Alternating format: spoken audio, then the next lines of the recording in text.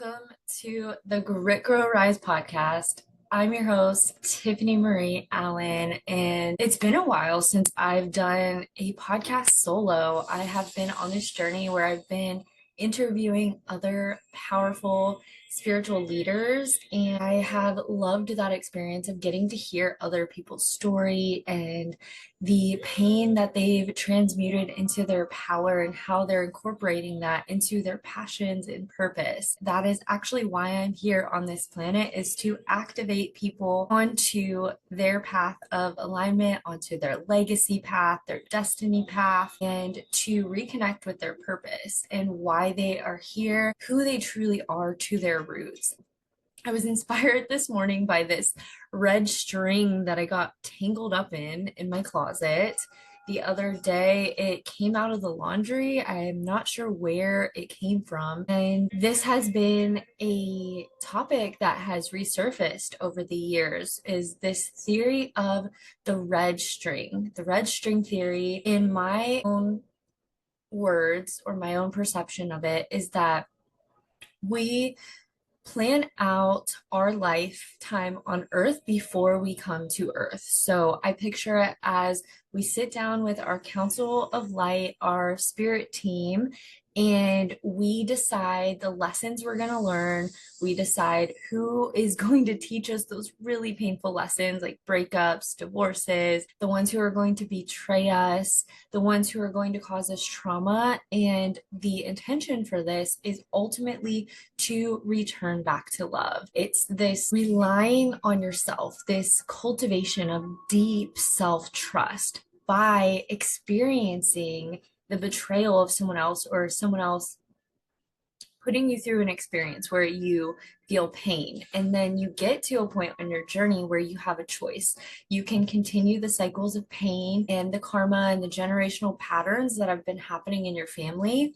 Or like many of you, you may be here to be a cycle breaker, a chain breaker in the pattern. You are a trailblazer. You're here doing things that haven't been done before in your family line. And so coming back to this red thread, so you may have heard of soul contracts before. So part of this is a soul contract. There are karmic contracts, there are soulmate contracts, and there are twin flame contracts. And I actually don't really like using the term twin flame. I prefer to either call it twin hearts or sacred hearts. And I'll explain why in a second. So starting with the karmic. So I am going to lead with a story. So my first marriage was very karmic. I met my ex-husband when I was 13 years old at church in youth group on a Wednesday night, where my dad was actually the youth pastor. My dad was a youth pastor in a Christian church for 28 years, and I had a lot of religious programming. I also did all I could to comply to this good girl portrait. Like, how many of you can relate, where you just really wanted to be a good girl? You didn't want to get in trouble, you wanted to be liked, you wanted to be accepted. And I see how that served me in the past to put me in this bubble to where I was playing it safe. However, that is not what I came here to do. I didn't come here to play it safe. I didn't come here to do it how everyone else did it. I came here to do things differently. And a lot of my decisions that I've made in my adult years don't really make sense to people, or they don't agree with it. And that's okay. This is my journey. I am paving my own path, and there is purpose in every single decision that I've made. And with that marriage, I knew in my gut, my intuition told me that he was not a good fit for me way back when I was a teenager. When we were still in high school, we were talking about getting married on our 18th birthday. And most parents would be against that. Mine were actually like supportive of it. And so was his dad. And a lot of people at the church would say things like, oh, it's God's plan for you to get married. And me being the people pleaser, ended up getting into this marriage. I even told my parents before, like, I'm having second thoughts about this. I was doubting this marriage. And I still decided to get married. And I am grateful for that experience. I had two beautiful children who I could not imagine my life with. And I do feel like that was a predetermined connection that I chose before I reincarnated on this planet. And so that was an example of a karmic lesson. It was really toxic. We were misaligned. We both like trauma bonded as teenagers. And I even remember having the thought, like, if I don't get married to him, I don't know if anyone else will want to marry me. Like, my self-esteem was so shattered and low, especially in my teenage years. I went through like eating disorder behaviors. I was not nice to myself. I remember once finding a journal of all the hateful things I said to myself in my journal, and I would paste pictures that I cut out of magazines of girls who were like 80 pounds, and I was objectifying them and just wanting to starve myself in order to try to fit into, at the time, what society's definition of beauty was. And I do believe that I'm beautiful in my own way, and it's not the same as society's standards. I just don't fit that framework, and that is what makes me beautiful. And so in that marriage, I was extremely codependent, even though I was working full time as a teacher. And like from the outside, we looked good on paper, like married my middle school sweetheart. And yeah, we both had good jobs. And it, like, from the outside, everyone thought we had this like fairy tale life. And on the inside, I was struggling with severe depression and anxiety. I also was diagnosed with CPTSD, and I was just given like a lot of different labels, ADHD, over the years. And ultimately, what was happening was I had unhealed childhood trauma that I had been suppressing. I did not feel safe to feel my emotions. I did not feel safe in my body. And I was listening to outside of me for guidance, including with God. I thought I needed to turn to my pastor or the Bible for guidance on my own life. Whereas now, the way I connect with God is going within and tuning into my intuition, that still small voice, that calm, nurturing, loving voice of truth within. And so this was a loop that I was in, and I made a lot of decisions that I wouldn't have had I healed my trauma. And so ultimately, those decisions I've forgiven myself for, because I know that the intention behind that unconsciously was this desire to feel like I belonged and that I was accepted and that I was loved. And we were at just like a stressful time in our marriage at that time, where my ex-husband was working a lot, I was with the kids and working, and I was deep in a depression. And depression is actually when you have been suppressing your emotions. And so the antidote to depression is expression, to express your emotions. And because I wasn't feeling safe to express my emotions, I developed addictions to attention from other people. And addiction also is caused by a lack of connection, deep, intimate connections where you feel like you can show up fully as yourself in no matter what season of life you're in, and you know that you're going to be accepted and be loved and be held no matter what you're experiencing. And so the antidote for addiction is to have those intimate connections. And we only can connect with other people as deeply as we connect with ourselves.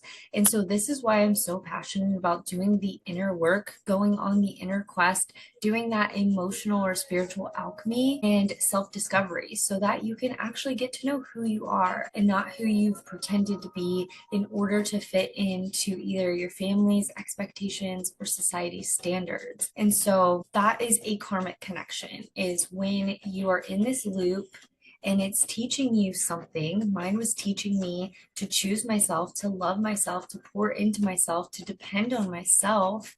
And until I got to a point where I was willing to do that, I was stuck in that loop. I was stuck in the depression. I was stuck in the addiction until I realized I'm actually not stuck and I actually can save myself from this situation, and I actually can create a life that feels more aligned than the one I am living now. And so in 2020, I made a lot of massive changes. I had first started with an NLP training that I went to, and I'm actually certified as an NLP practitioner.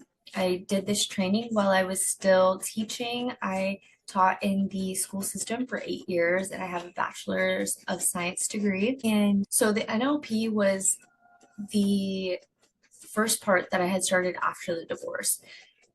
Before I got divorced, while I was still married, I turned to fitness to start working on like the physical, because I was like, okay, maybe it's something like maybe I'll feel more confident once I get into good shape. And I actually did get into the best shape of my life, and that did start my initial spiritual awakening. It was actually after I had my daughter in 2015.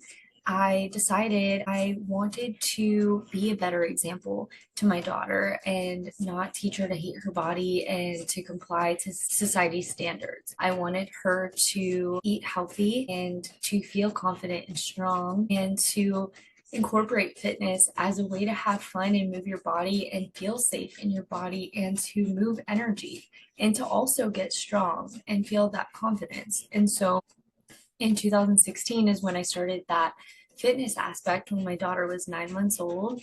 And she would love just like playing on the floor next to me while I was doing fitness, my workout of the day, and my son would join too. And I just like, I did what I can with what I had back where I was. And so I would come home from working all day as a teacher, and I would get out my workbook. I would look at my workout for the day. I'd set up some toys for the kids, and I started filming that because I wanted other moms or people to see like, hey, I get it. Like, I'm a full-time working mom of two, and I don't have a gym membership. And I'm also committed to taking back my health and stepping into responsibility for my health, and also modeling a healthier example to my kids than what I saw growing up. And so that was the initial start of my spiritual awakening journey back in 2017. And then, yeah, in 2020, it deepened into the mindset. So it started with physical, it evolved into the mindset work with NLP and the emotional release. And then that led into the energetics. And this is also when I was introduced to the quantum field and manifestation and Reiki and breathwork and astrology. And then in 2021, I was introduced to a powerful plant teacher called psilocybin mushrooms, also known as magic mushrooms. And I got to sit in a powerful ceremony experience by myself and one other person, where the biggest theme that came up was self-love and forgiveness. Forgiveness for people who did things to me, and I held on to those intense emotions and that confusion and that hurt, and I felt like it was my fault. I had a lot of shame and guilt I was holding on to, and I got to a point where I realized what happened to me when I was a very young child was not my fault. And I didn't have to carry that shame and guilt. I could let it go. I feel led to share on the journey. I was going through these different tunnels, and it would be like someone being like, come here, come this way. It was like these scary clown looking things. And I was just like following people down the tunnel, like, oh, they're saying it's going to be fun. And then it was like trauma. And it's like, come here this way. This is going to be fun. Like, here's your direction. And it was like more trauma. And so I was like going down all these tunnels until I was like, you know what? I don't want to experience this like weird, dark energy, like this traumatic emotion energy. I want this to be more fun. And then the whole experience, the journey shifted, and I saw the world as my playground. I saw that I actually get to create my reality based on what I am focusing my thoughts on. And I also saw where I was holding myself back. I also felt the energy in my body and the emotions. And then I tapped into these different aspects of my consciousness that I hadn't explored yet. And it took me on this journey. And that's actually where I got the grit, grow, rise on this journey. So you go through a period kind of like the caterpillar, where you're crawling around on the ground. You are just like in your familiar environment. And then one day, the caterpillar has this higher consciousness moment where it's like internally led. They are guided to go into this cocoon, to create this cocoon, right? And they literally turn to mush inside the cocoon before they are being built into the butterfly. And so while they're in the cocoon, they're like mushy butterfly, mushy caterpillar, just like a mess. And that's how the journey is sometimes too, when you go through these awakening experiences where you're realizing where you've held yourself back or what you're still holding on to that you don't have to hold on to, and you're breaking free from that. It can feel like a lot. It can feel like you're in the darkness, you have no idea what the fuck is happening, and it can feel like it lasts a long time. Mine started in 2017, and I feel like I'm just like getting so close to being like butterflies, spreading my wings finally and flying in the super empowered sovereign version of me. And so, um, yeah, that's karmic connections. And then we also have beautiful soulmate connections. These are people who feel like guardian angels. They are people who synchronistically meet you in your journey. And they might be people who like cycle back, or maybe your paths cross on and off, and maybe they're there for a season or a reason, or maybe they're there forever. And these connections don't have to be romantic. It could be a child that you give birth to. It could be someone you meet while you're at your job. It could be someone that you meet while traveling the world. And these soulmate connections are there as almost like checkpoints so that you can, it's like your soul is checking in with, am I in alignment to living in alignment? And where have I deviated from my path? And what do I need to do to get back into feeling like I'm in alignment with who I truly am, my most authentic, highest self, my most integrated whole self, and the purpose that I came here with, my life purpose, my soul mission. And a lot of times, this is going to be something that you may not have decided to accomplish alone. Maybe you had other people involved in whatever it is that you are building. Some of you may be the earth architects. And so this is going to also include your soul family, these soulmate connections. And through this podcast, I've reconnected with a lot of my soul family connections. It's been so beautiful. And there have been other people that I've met in the actual 3D reality that are definitely soulmate connections. And then there is this concept of the twin flame or the sacred heart or twin hearts. And this one is going to feel like a mirror aspect of yourself, of your soul. This is going to be someone who has been on a very similar journey to you and who understands you more than anyone else has ever understood you in your life. And before I came into connection with my divine counterpart, I had been manifesting this. I had been really like thinking, wow, that would be so cool to meet this person. And I was putting out the intention, I'm ready to be in union. And at the time, I was thinking it's like all sunshine and rainbows. And then on May 28th, 2023, I actually shared this story in my most recent podcast episode that I just reposted. It's called Sacred Union Mystery. It's the 528 frequency of love. And this is with my husband, Zachary.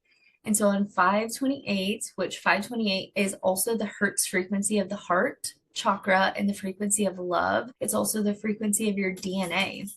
And so we ended up synchronistically crossing paths on May 28th, frequency of the heart chakra. I was visiting Kansas City. I was going back and forth because I was taking part in a paid study for magic mushrooms as a groundbreaking, innovative new way of treating depression, anxiety, and complex PTSD. And that's also something that I had manifested on my journey. I was like, it'd be so cool to get paid to do mushrooms because I'm so passionate about the healing power that this medicine holds. It's like a teacher. It is this pure like grandmother wisdom, and it also holds you in this mothering energy as you reconnect with your inner child. And so what's also coming through is like the triple goddess. It's giving you a glimpse at your past, present, and future simultaneously. You are in the quantum realm, like seeing all these different dimensions and having this stream of consciousness flow through you. And you're also seeing the aspects of your inner child, and you're seeing your aspect as the parent version of you. And then you're also seeing like the wise grandparent version of you. And we go through these different archetypes in life. And some of you may be at a point where you feel like you've experienced every archetype there is. And this is like the grand finale, final project lifetime. And so when you get to this point, it's so crucial that you first come into divine union within.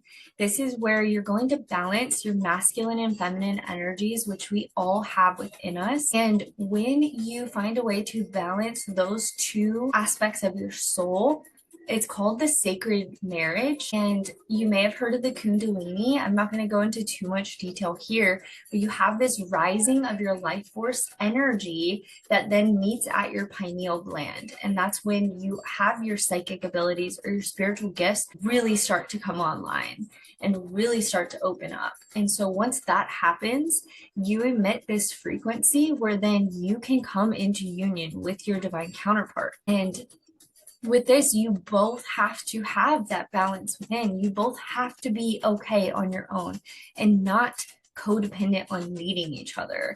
And for the longest time, I thought I needed a man to complete me. And it wasn't until I got to a point where I was okay. I was 100% okay being on my own. And I had accepted that. I no longer felt this urge to go looking for someone to complete me because I loved being in my own company. When I went on my nomadic self-discovery journey, which I also did a whole podcast on, where I used astrocartography and went to different places on Earth in order to heal and learn and expand and align with my North Node, which is your Dharma or your destiny. I went through that to strip away everything that I was like, that was holding me back, that I was holding on to, right? And in that process, I came back home to myself. I learned to love myself by myself, just being in my mess, being in my magic, witnessing and holding space for all of that. And I truly believe that if you are in the spiritual community as a leader, you must be able to hold yourself in the darkness. And this is why, again, I'm so passionate about psychedelics used with intention, sat with intention. I don't like to use the word used, so I'm going to reframe that.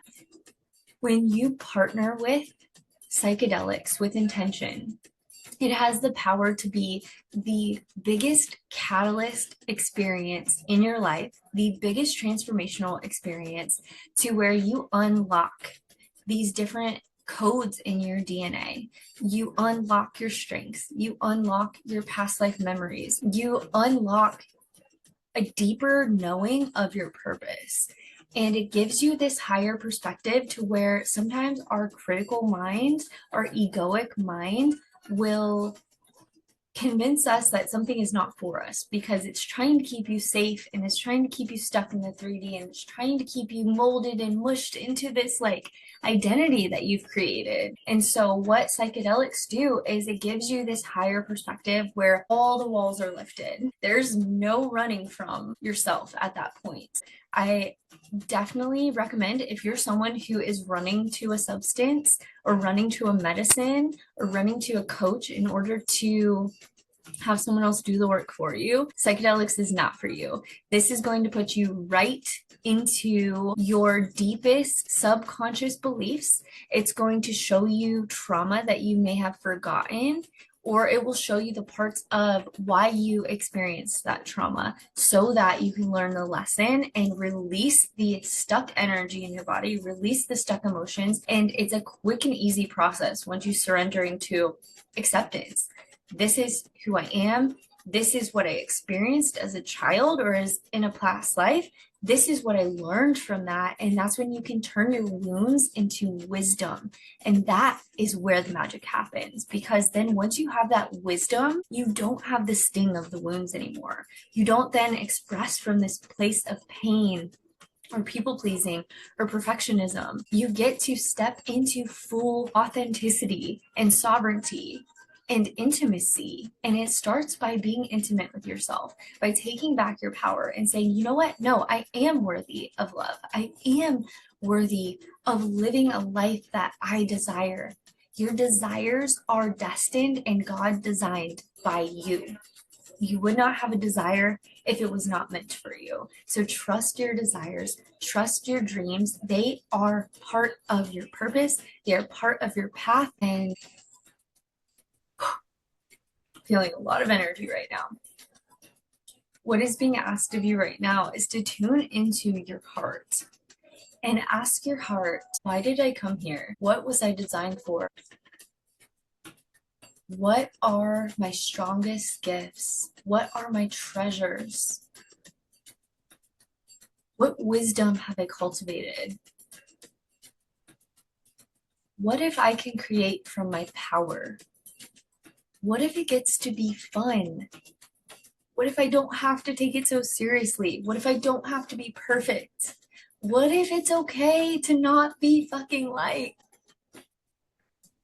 Those are some really powerful questions to ask yourself. And I actually want to sit with this afterwards and write it down myself because that was just channeling through me.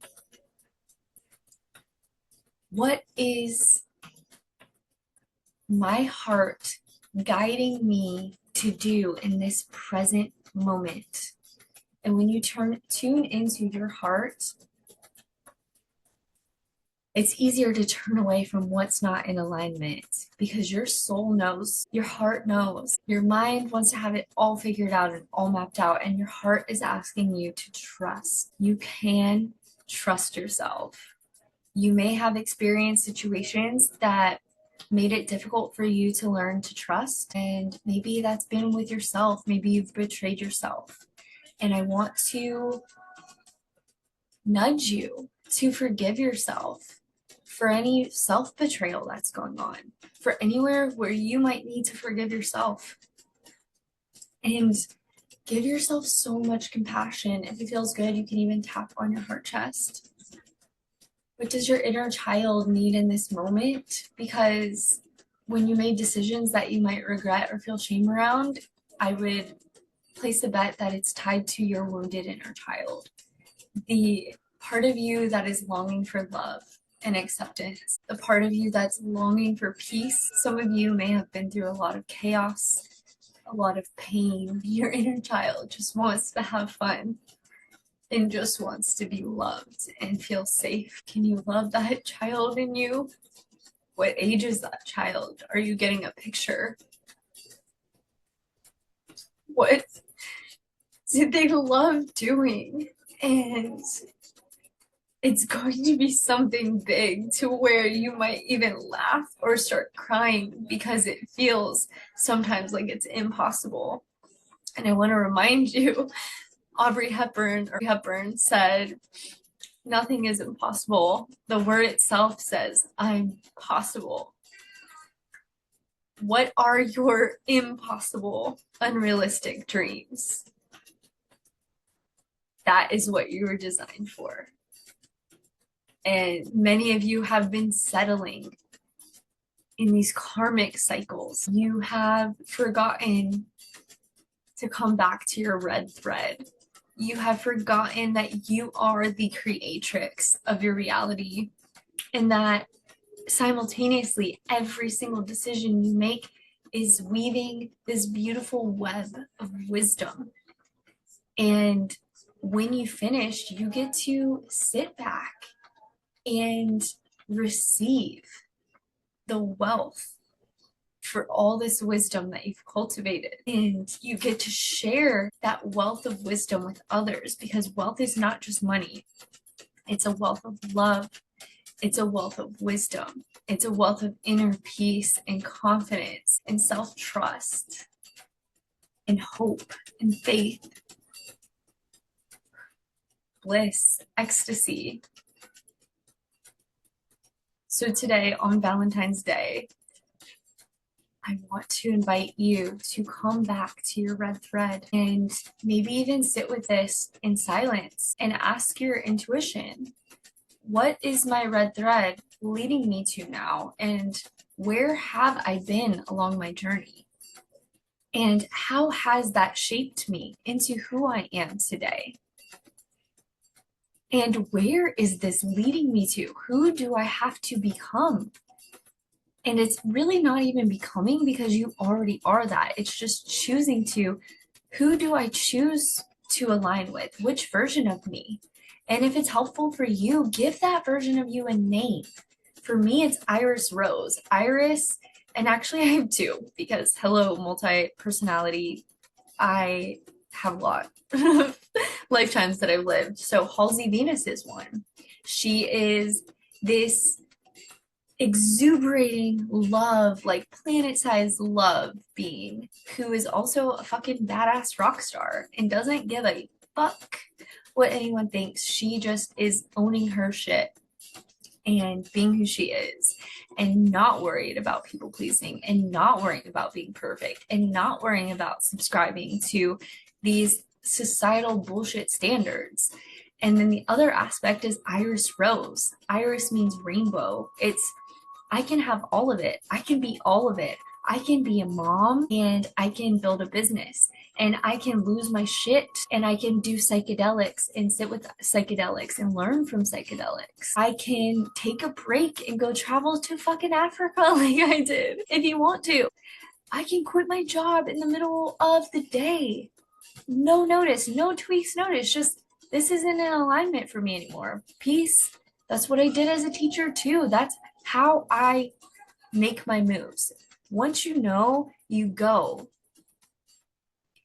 And first you have to strengthen that inner knowing, that intuition, tune into that intuition.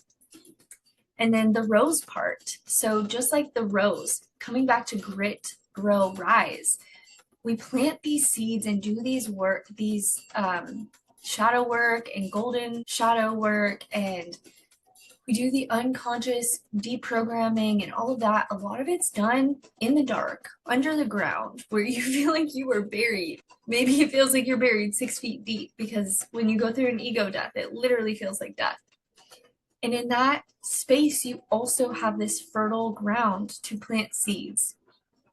And those seeds, you get to water them and nourish them and nurture those seeds, and trust that when the time comes, you will know what is growing, what has grown, what is ready to bloom and blossom. And many of you are like the rose or the lotus rising from the mud, and you are so close to blooming. And there might be some fear of the unknown, because you've been under the ground for so long that you're almost like afraid to shine your light, open up fully, to express yourself fully, and being like, here am I in all my fucking glory. Like, look at me. Look at what I've been through. Look at what I've created. Look who I've become. Look who I've embodied. And I'm being guided to share about the new offering that I have. I work directly with Lightworkers. You may resonate as a Lightworker, a starseed, an earth angel, and you know you are here for a very specific assignment. You're here to help shift the earth into this duality and separation and pain and 3D construct into a 5D frequency of love, of harmony, of peace, of unity and community. And you're here to help bridge that gap. And so this is why you've experienced such an intense polarity of the 3D and the 5D. And now you're in this 4D heart space of like the caterpillar and butterfly mush cocoon. And I'm here to help get you out of that cycle, get you out of that cocoon when you are ready, because it's not going to be forceful. It's going to be you stepping out of that cocoon. You're going to break free from your own boundaries, your own restrictions and resistance. And I am here to fan your wings as they dry and encourage you, like, go fucking jump, take the leap, you can do it, spread your wings, trust yourself. That's what I'm here for. I'm your cheerleader as you're the butterfly about to fly for the first time, about to launch your legacy, the legacy destiny path that you were designed for, and only you were designed for this. I'm here to help encourage you and support you and hold space in those times if you feel like you need as you spread your wings and fly for the first time. And so I have what is called a Unleashing Your Lioness 6-week intensive. This is an initiation for light workers who are feeling the nudge internally to step into their leadership role and to launch their legacy.